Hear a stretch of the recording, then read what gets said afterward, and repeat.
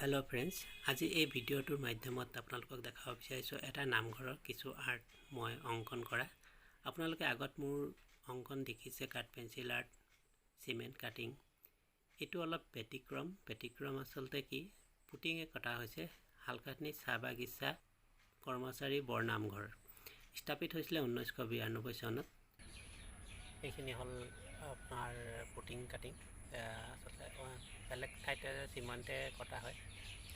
আচলতে এইটো ৰং কৰা হৈ গ'ল। ৰং কৰা হোৱাৰ কাৰণে এইটো আজি 2-3 মাহ আগতে মই বনাই থৈ গৈছিলোঁ আৰু বিশেষ কাৰণত মই বনাব পৰা নাছিলোঁ।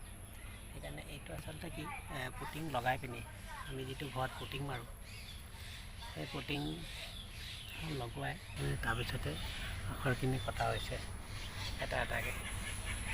এই কৃষ্ণৰ মূৰ্তিটো এতিয়া এইটো পেইণ্ট কৰা হ'ব।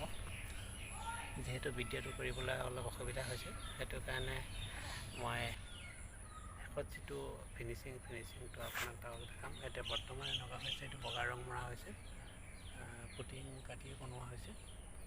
তাৰপিছত এইটো কাটি এতিয়া আকৌ ৰং কৰিম এতিয়া। ঠিক আছে, ইতিমধ্যে সম্পূৰ্ণ হ'ল কৃষ্ণৰ ফটো অংকন কৰাটো। তাৰপিছত আছে আখৰখিনি, আৰু আখৰখিনি যিটো বেকগ্ৰাউণ্ড আছে, বেকগ্ৰাউণ্ড দিয়া হৈছে গ্ৰীণ কালাৰ, লাইট গ্ৰীণ। তাৰপিছতে আখৰখিনি দিয়া হৈছে সোণালী কালাৰ, নিশাও জিলিকিব।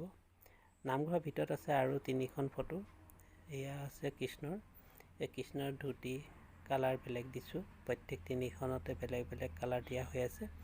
এইখনত এটা বেলেগ এটা কালাৰ দিয়া হৈ আছে, আৰু গোটেইখিনিত অইল কালাৰ দিয়া হৈছে যিহেতু এছিয়ান পেইণ্ট। এইখনতো চব বেলেগ এটা কালাৰ দিয়া হৈ আছে, আৰু চব এছিয়ান পেইণ্ট দিয়া হৈছে, লাষ্টিঙো কৰিব বহুত দিন। হ'ল ভিতৰৰ দৃশ্য।